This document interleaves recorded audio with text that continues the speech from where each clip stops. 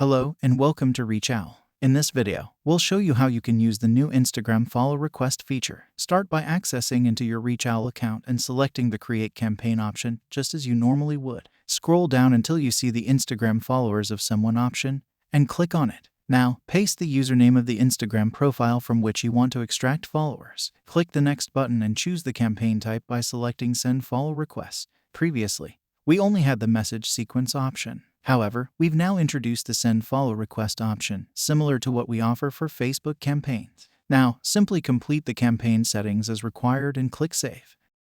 Additionally, you can also send follow requests to the Instagram post reaction. And not just reaction, you can extract the post comments and send follow requests to that specific audience. Just copy the post link, navigate to ReachOwl's user interface, and create an Instagram post comment campaign. Paste the link, choose Send Follow Request as the campaign type, fill in the campaign details and hit Save and click on Start My Campaign to initiate the process. Once your campaign is up and running, you can easily monitor and manage it from the dashboard. That's all there is to it. Thanks for watching and happy learning.